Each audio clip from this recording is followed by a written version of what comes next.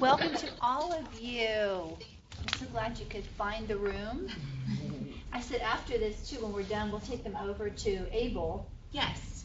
To the reception for those of you that want to do that as well. We can have more time to talk and informally, talk about the program. But welcome to all of you. I am Dr. Diane Schlaboe. I actually coordinate the Master's Entry to Professional Nursing Program. So I was so delighted when I was asked to be the coordinator of the program.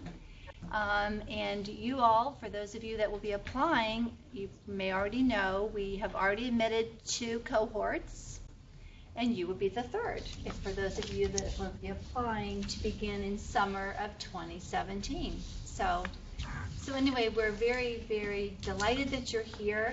We hope that this can be an opportunity for you to learn even a little bit more about the program. It sounds like many have already been in touch with Jessica Jackie. Very common. But yeah, just to provide you with a real quick overview of the program, maybe answer questions while you are here today. So, and probably many of you know the Master's Entry into Professional Nursing Program.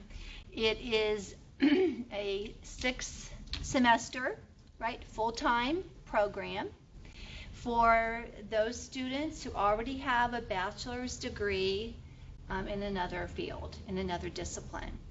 And we have had an absolutely exceptional students that have been admitted the first 2 cohorts from various disciplines. I personally not only coordinate the program, but I teach a lot with the MEPN students, particularly in the graduate courses.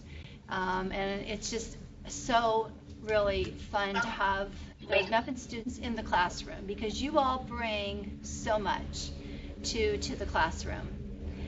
So if you've seen the curriculum plan, the 6 semesters, you'll see that you have like pre-licensure coursework, right, throughout.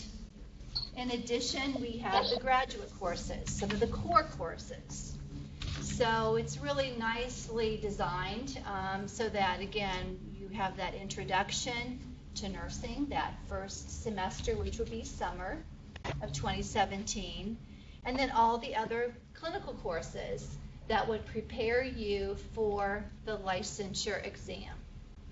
So in the program then, we prepare you for the licensure exam, prepare you for what we call the NCLEX, and then also you'll be earning then the Bachelor's of Science degree in nursing and the Master of Science, right? So you earn both degrees as you go through the 6-semester program. So if you looked at the plan there, you'll see that the first semester, we introduce our students to the health assessment course. We have what's called like a therapeutic nursing intervention course where you learn the basic skills that first semester. Many of our students need the statistics. Then you kind of move into some other clinical courses. The pediatric, the child health course. Some of us refer to the clinical course, the mother-baby course. And the theory course is in that semester. Then you can see as you look through the curriculum plan, lots of different clinical courses. The community course, again, is in there. 2 adult health courses. And our first cohort of students, which we're very excited about, will be in their last semester in spring of 2017. They'll have an opportunity to do the capstone course. They'll be in various places in the local community, hospitals. Many of our MEPN students will be graduating. I'm working with them. They've requested to be in the emergency department. Somewhat labor and delivery, so we're working really hard to try to get them into where they would like to be for that final capstone experience, is where you really get to have an opportunity to immerse yourself, in the clinical area. And a leadership focus as well. Many of our students I know in the MEPN program have asked, well, how does this prepare us not only preparing you for the NCLEX, to take that licensure exam, to be a registered nurse, but also to prepare you with some of that graduate coursework. So we are really focusing a lot on leadership in this program. So that last semester, in addition to the capstone course that you see there, which is like 140 hours of clinical time, our students also have about 56 hours of leadership, where they'll be working with nurse leaders in various places. So again, a strong emphasis on leadership. So we're very proud of our program. Again, you all would be, perhaps, hopefully would be the third cohort coming in. And we, again, just really enjoy working with those of you. You bring a lot to this program. And the nice thing is, I'll share with you that currently, for example, I'm working with our second cohort of MEPN students in the theory course, the Nursing 605 that you see there. And we just started our Dnp program. So we have our MEPN students in the classroom with some of our Dnp students, not all of them, but some of them. So I've been given this great opportunity to work with the MEPN students and the Dnp students in that course, and it's been fun. They've really learned a lot from each other. So just a quick overview of the program. Our faculty that teach in the program very much enjoy working with those of you, that you already have that bachelor's degree. So we've really tried to work with you in the classroom, in the clinical area, knowing that you maybe have some different learning styles, and we want to challenge you, in the program itself. So welcome. I'm not sure if you have any questions specific to the curriculum. I think that I can answer at this time. I know you may want to know a bit more about the prerequisites, right? What's required. I told Jessica, Dr. Batch is in the back there, and I said, where's Jessica? Because she has all the information about the prerequisites. So, and you hear it, so that's good. So any questions for me about the curriculum, about clinical experiences? Yes. You've already had some of the classes like statistics. You're able to apply, instead of taking it again, you can go towards other leadership emphasis or something that you would recommend. Sure. How would you steer us in that? Okay, that's a great question. I know Jessica works a lot with, those of you, for example, that have had a statistics course or maybe something that you may transfer in, right? And you don't need to take that course. And what I was thinking about is, and I didn't say this, and I can't believe I didn't say this, that we have a research scholar program, and I actually coordinate that program as well. And we have many of our MEPN students that have been working with faculty and doing research. So what I was thinking about, for those of you that if you bring some courses in, and you are freed up not to take a 3-hour course, you may be interested, for example, in being a research scholar and working with one of our faculty that is doing research. So just something I was thinking about. Because sometimes you're at that 12 credit hour max. Right, that's the max. So you can't exceed that. But in some cases, again, you might have an opportunity to work with a faculty member and be a research scholar. But yeah, certainly I think we really try, right, to transfer in credit hours if you've already completed that coursework. Does that help to answer your question? Yes. And is there a max placed on hours in order to maintain sanity, or just because that's wise course? Yes. For the 12 credits? Yes, 12 is, 9 hours is considered full-time here at U of L for grad school, and then the maximum is 12. There can be very few exceptions that we could ask for. There's paperwork involved, but we typically don't recommend go over that. So yes, to answer that question, yes. I just taught in the program, it's really intense. Yes. That you work for those 12 hours. Yeah. A lot of them are clinical, so they aren't like a one-to-one like a classroom would be. So. Thank you. Yes. And then the graduate courses of 600 levels, you know, for example, the course 605, which is the theoretical foundations, and 607, which is research evidence-based practice. What Dr. Batch has said is that you would have your clinical courses and your clinical experiences and preparation, and then you have those core courses, which writing, you know, writing papers, application of materials, etc. So it's a busy 6 semesters, but I'm a little biased.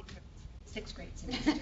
So yes. Are all of the, or do you try to keep all of the clinical hours at U of L, or do we go outside of Louisville? You have all of your clinical time at the University of Louisville Hospital. You may very well be in other facilities, absolutely, depending on, you know, the clinical course. Different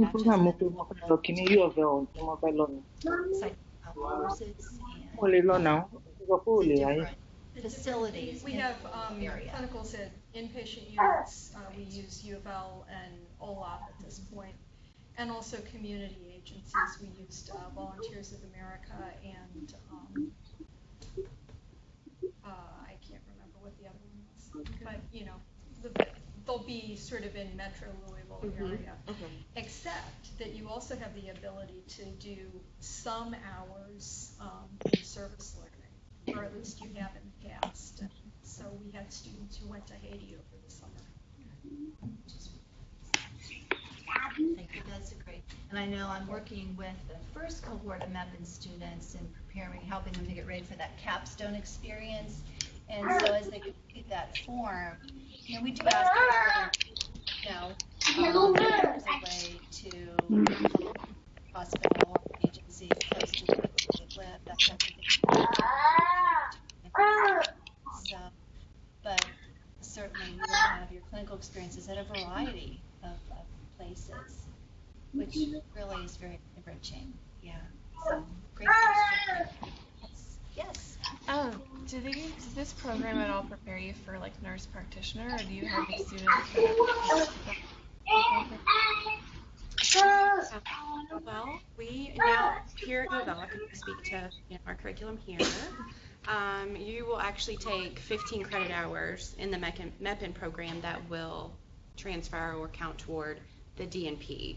We now have the DNP for advanced practice. We no longer offer MSN for advanced practice. Other schools do offer that. You're still able to get licensed with an MSN, but our faculty in the unit decided to go from a BSN to DNP for advanced practice. So yes, that's definitely an option. I think we have some students that are looking at that.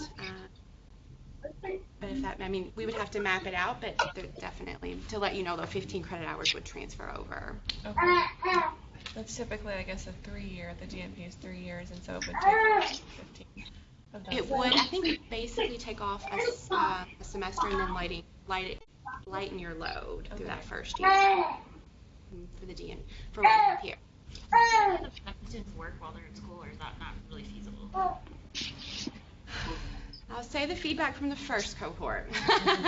That was, I think, from what I got, their biggest struggle, finding that balance.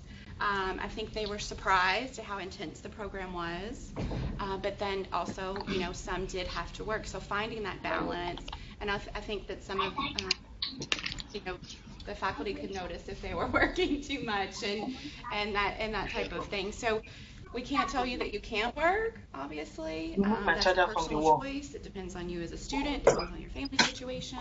But you have to think you're taking the maximum amount of hours allowed in grad school. It's a pre-licensure program. It's nursing. It's something that you've never done before. It's a science. So, you know, all of that time you're here. We say typically 3 to 4 days a week during the day. So with all that being said.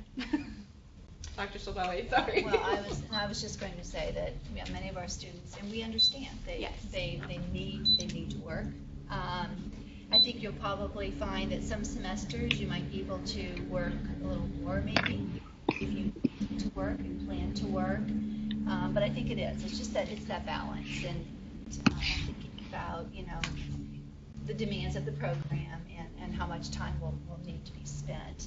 A lot of the clinical time to some of the courses you need to go the day before, and you'll get your assignments, and there's that preparation too, so, and not all the clinical courses, but some of the clinical courses where you'll have to build in that time too, to do the preparation for clinical for the next day.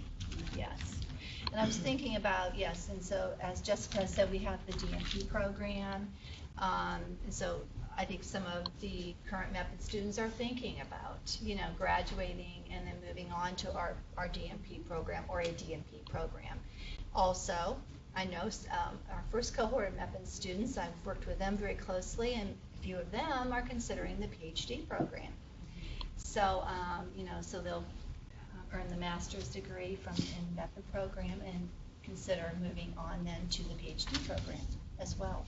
So that too would require less coursework for you all compared to a student who's a BSN to PhD student, because we have the BSN to PhD and MSN to PhD. Correct, yes. So same holds true with DMP. Okay. Right, so great question. Yeah. And what kind of specific careers are MEPNs looking for? I know it's more like leadership roles, but what exactly does that mean once you graduate? From the MEPN program, is that what you're asking? Yes, Right? just with the MEPN. Mm-hmm. So, if you look at healthcare right now, and for those healthcare agencies, anyone who wants to be in a leadership position, a management position, most are requiring a master's degree. Okay. So the beauty is, for those of you in our MEPN program, is that again, you will earn the BSN and the MSN. So in my view, as you interview for that first position, wherever it may be, you are really, setting yourselves apart, right? You have an advantage, and you are I'm thinking about our first cohort of MEPN students who will be graduating in May, and a lot of them, in the very beginning, they are planning to do the patient care piece, not necessarily thinking about management positions, but they want that experience. So they're real excited about, their requests to be in ED or labor and delivery, that type of thing. So the goal will be for you all, for those of you in the program, then as you graduate, you'll have that master's degree, and you should definitely have an advantage, as you move forward in your career. So, a great question. Do any of you have questions for Jessica about the prerequisites, the requirements? I can talk about, anything? I can talk about, talk about how you apply, and I know that part, we have available online. It can be a little confusing. We're working on that. I'm just going to take you to the website where you can find all this information. On your brochure, a list of all the prerequisites.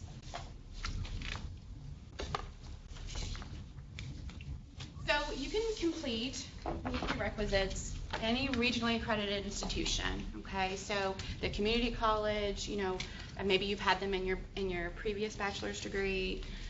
We don't have a time limit on those.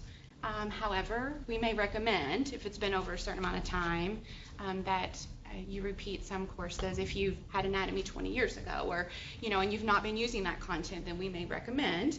But unlike the traditional program, we don't have a set that you have to repeat those courses. Okay. List of the prereqs. So with the exception of the nursing 501 and 502, again, all of the above can be completed at any other school. Ideally, Now we're recommending that you have all of these complete before you take the Patho and Farm. Exceptions can be made, but again, we're recommending those are completed with a B or better. Patho and Farm is offered every spring here at U of L. So everyone who is in Patho and Farm typically is applying for that summer start, the summer MEPN program, okay, where we'll talk about that application in a second. In order to take Patho and Farm here, you're going to apply as a post-bac student. Again, if you want to take the anatomy and the micro and all of that here as well, still one application, a post-bac student, and you can continue on, okay? But apply, so you're going to pay undergrad application fee for that, and you're going to pay undergrad tuition for that Patho and Farm, okay? Any questions about that or prereqs or, yes? Would it be okay, and I feel like I know the answer to this already, if some of those classes were taken online? It is, yes.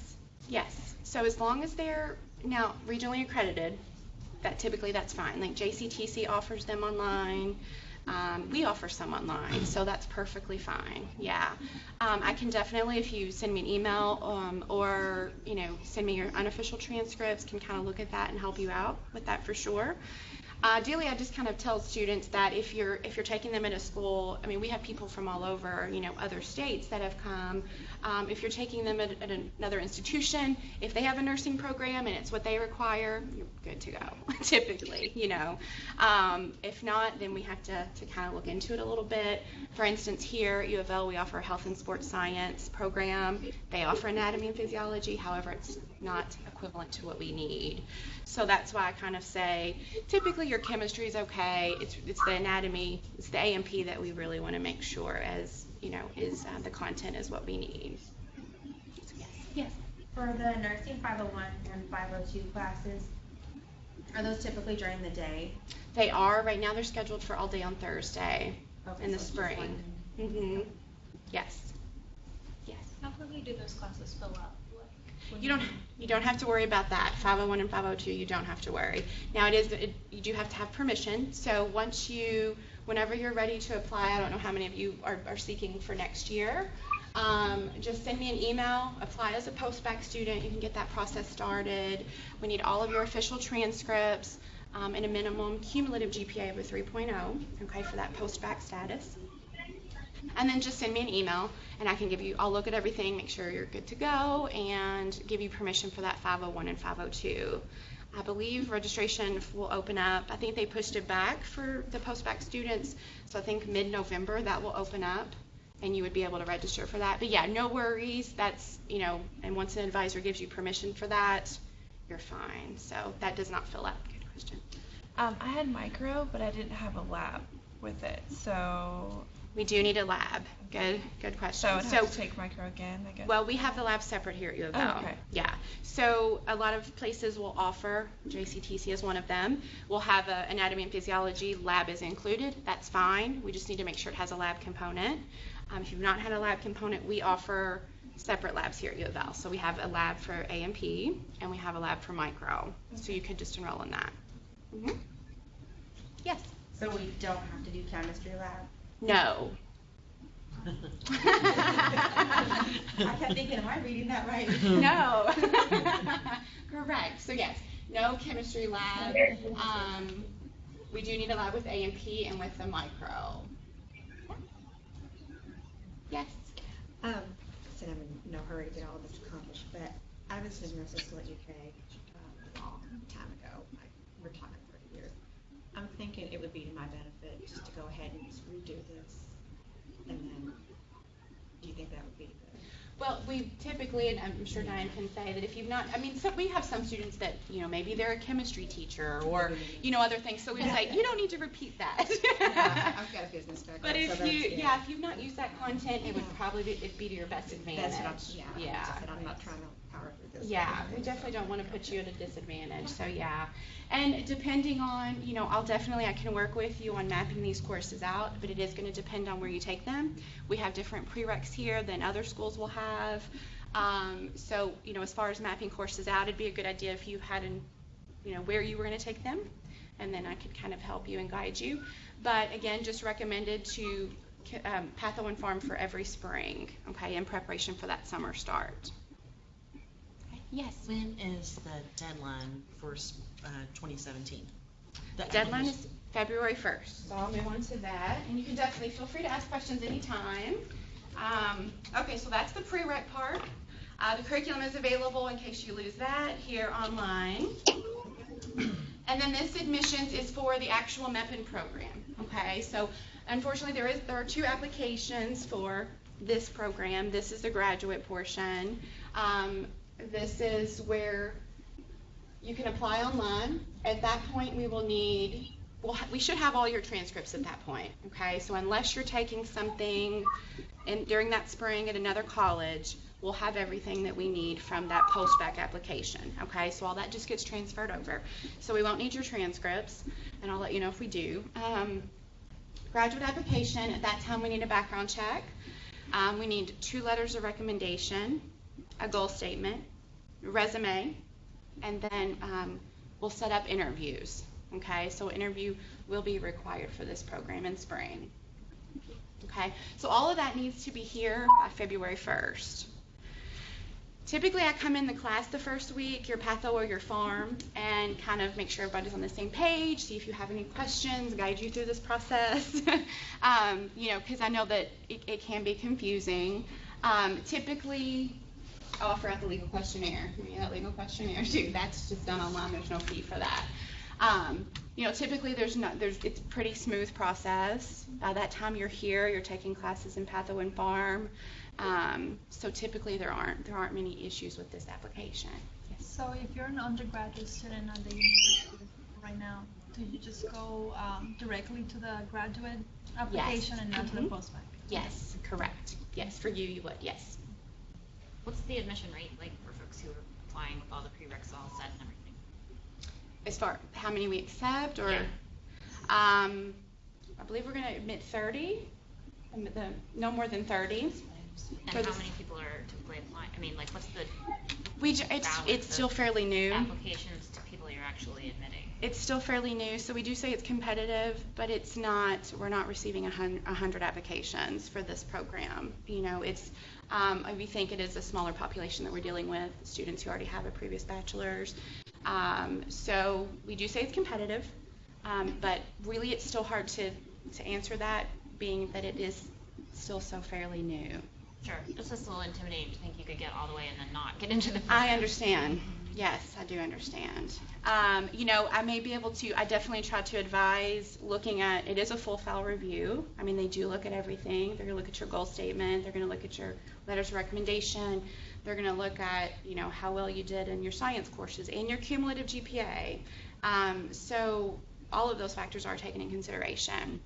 You know, if I look at your materials and I say, well, maybe, you know, I'd recommend this or I'd recommend that, I can definitely help guide you for that, but don't have a lot of guidance on as far as numbers. And I'm sure in a few years it will be more competitive and I'd have more information about that. But Diane, Dr. Savoy, you have something to I was just going to say, Jessica does an absolutely wonderful job, you know, advising, and so communication with Jessica, I think, is really important, you know, in this entire process. And as you've said, I mean, we really do, as we look at the applications, we definitely look at your cumulative GPA, you know, in your other program.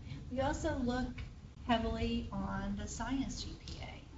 And that's really important because we know that in order for our students to be successful in the program, we want you to have a strong science, you know. So we're looking at that cumulative GPA, as you've said, and the science GPA. And new to the next cohort of this process is the interview. And if you talk to others, quite honestly, who are in the program right now, they'll say to you, well, I didn't have an interview. So that has just recently been approved, and we feel that that's really important too. Just to ask some questions and to hear from you all, because again, you know, you want this to be the right fit for you, and we want it to be the right fit as well. So yeah, your guidance is just really, really important and very valuable for all of you in this process.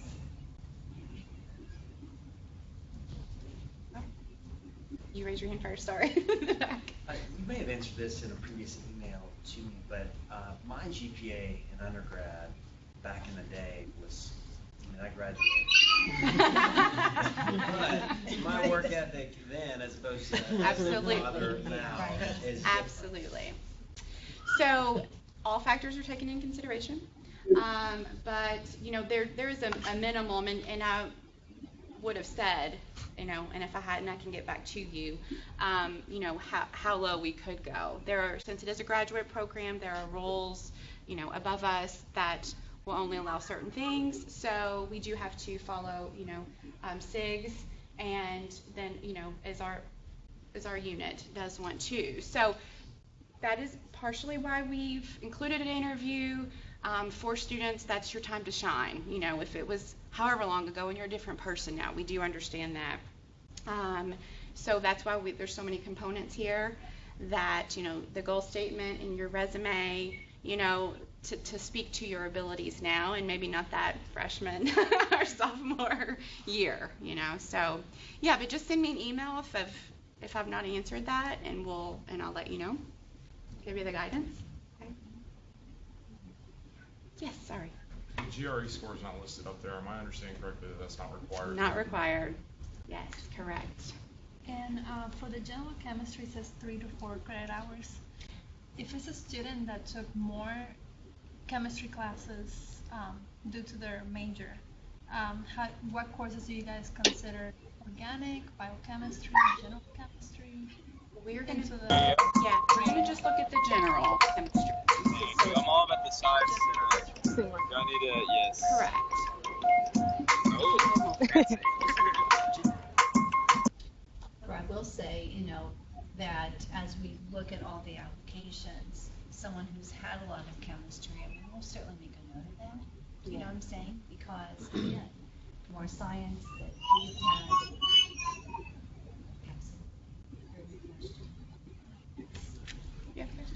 Back to the GPA, kind of the same boat. So if you go back and take these prerequisites, is that, I'm going to be positive and say my better GPA, would that be considered, would that roll into what I graduated with? It is. So we're going to look at your cumulative. So some of you may have 120 for your bachelor's. Some may have 200 hours, depending on how long it took you to figure out what you wanted to do. So we are going to look at all of that. That's your cumulative GPA. So if you've been to one school, if you've been to 5 in your undergrad, we're going to look at that. Okay. So it's all of those hours combined. It's difficult to raise. Once you have so many hours going toward that degree, it's difficult to raise it, significantly, but it does help. So all of that will go into your cumulative GPA, as well as, we can see that science prerequisite GPA as well. Yeah. Yeah, no, absolutely. Absolutely. Kind of the importance of the science courses, you guys look at that, but if you've got courses toward another healthcare profession, say paramedic, that have gone in, those are a lot higher than your normal science GPA. Would you guys consider those as well, I guess, as important or of importance?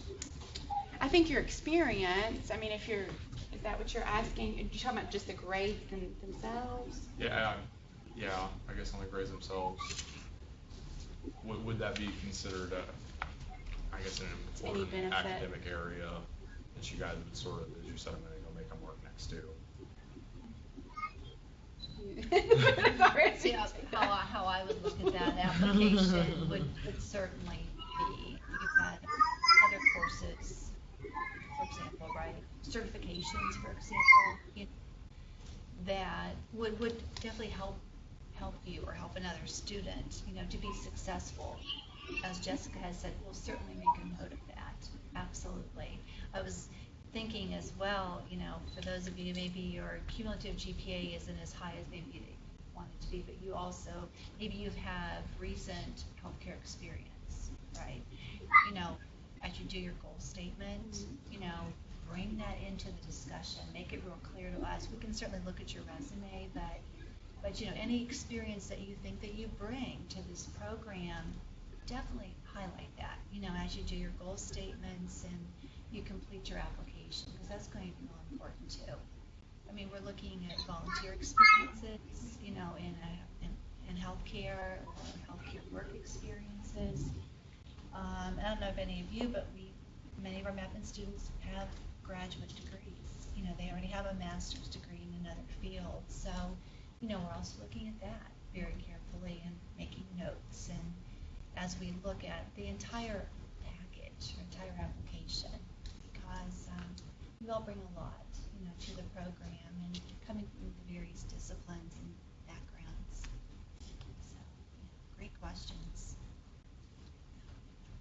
Would it be at all possible to get in touch with a current student in the MEPN program, just to touch base and see like what their experience is and what their background is?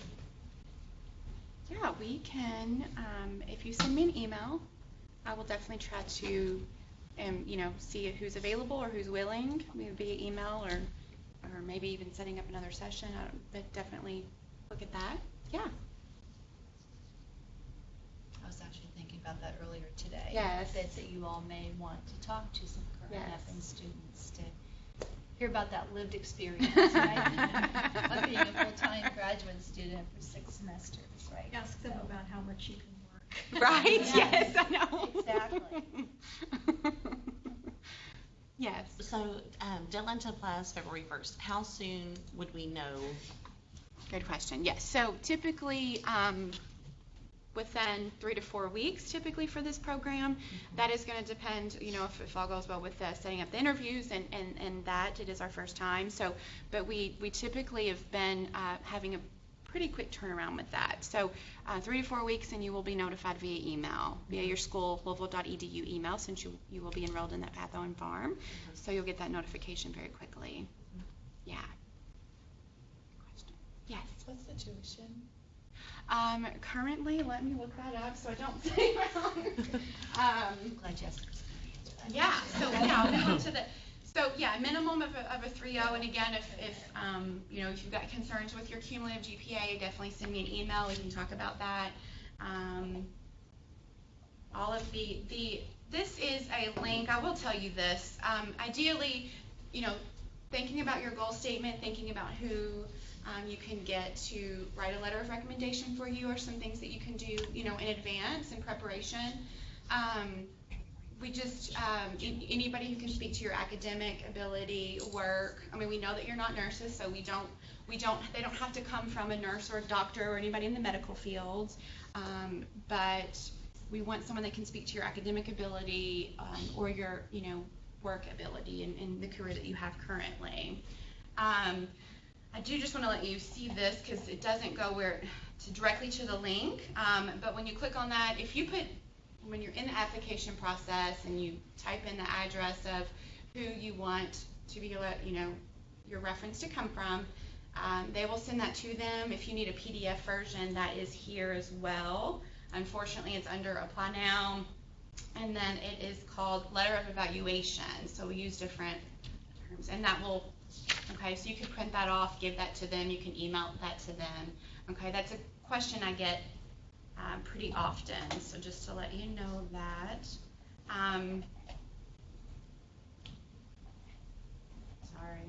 Back. Tuition. This is a list of fees, and they do change. So tentative of if you are admitted into the program, again, you'll get notification within, you know, typically 3 to 4 weeks. I'll let you know if that will be longer this time. And then these are fees up front that you'll need to, you know, by that first semester. So you've got clinical compliance, you've got scrubs, liability insurance, you know, all of those things that you'll get lots of information about. But just to let you know that there are some fees, you know, from the start that you will have. Okay, so current fees. Current tuition for graduate students, $681 per credit hour. You will be bundled at that 9 credit hours a semester, so $6,123. If you're taking 9 hours or above, you still pay that 9 hours bundled fee, okay? And in the MEPN program, typically, if you've not transferred anything in, you will be at that every semester, okay, 9 or above. Now, there will be some additional fees included in that, and obviously that doesn't include books, but to give you a rough estimate. Okay. Another thing just to consider, I know, is the we do have scholarship information available on our website. So we've got a link to financial aid, we've got a link, and you'll get all this information, but this is a common question I get, scholarships.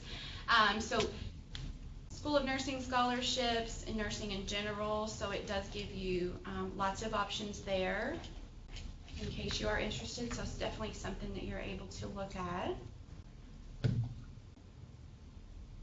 Any other questions?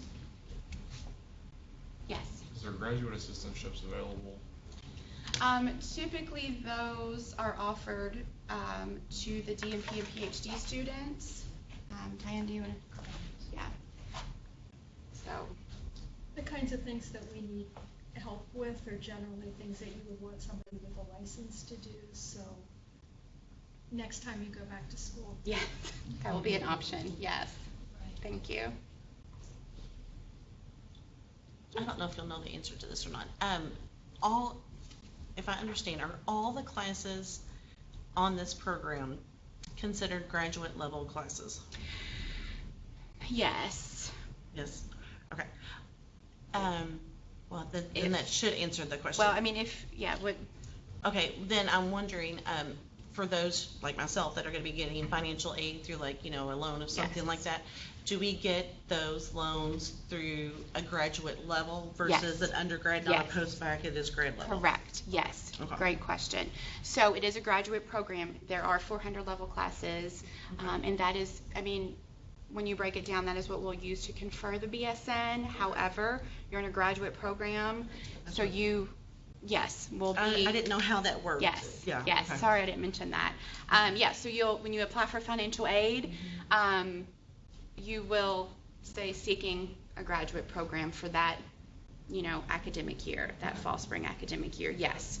Now for the Patho and Farm, here you are eligible for financial aid for prerequisites seeking a graduate program. Okay, so when you apply as a postbac, you may get a red flag for your financial aid saying fill this form out, and it's just saying a form that says that it's a non-degree exception form, because when you apply as a postbac, you're non-degree, so you're not eligible for aid typically. However, you are taking prerequisites for a graduate program, so you are eligible. Okay, so I'd have to fill that out, sign it, and send off to financial aid to see if you are awarded anything. Okay. So just FYI. Anything else you can think of?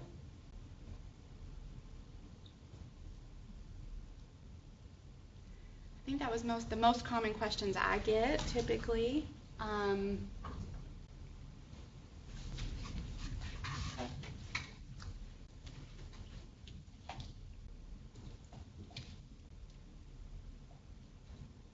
Again, most of the information, is available online. If you do have any, questions about your prereqs, just let me know. Send me an email. I can definitely look that over for you. Anyone planning on the summer cohort? Okay, perfect. Yeah, so just, anytime. I work with students a year before they ever apply here. Okay, so don't worry about that. If you have any questions, think of anything. Anything else? Anything for Dr. Shalbali? I just want to say we're so glad that you all are here. Nursing is absolutely wonderful. So lots of different opportunities in nursing. That's why we're so glad that you all are here. Yeah. Please contact us if you have questions, and we'll get back with you. I know I'm hard to reach by phone sometimes. I do apologize, but it's because I'm out at things like this. So, but I will get back to your email. Is great too. We're having the reception. I don't know if you're all interested. Anyone staying for the doctoral program session? PhD, DNP. Okay. That's great. The labs are open as well, so if you are interested in seeing the simulation labs, we have those on the 3rd floor. Being a MEPN student, you would be in there, almost from day one, every semester. So it's pretty exciting to see. We've done a lot with the labs.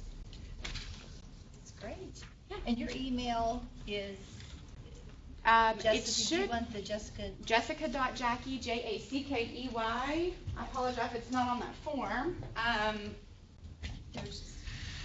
Yeah. It is, yes, it's here under contact, under the MEPN. I know it's published somewhere, I get too many for it not to be. Yeah, so, Jessica Jackey. yes, Jessica.Jackey @wolford.edu. Yes.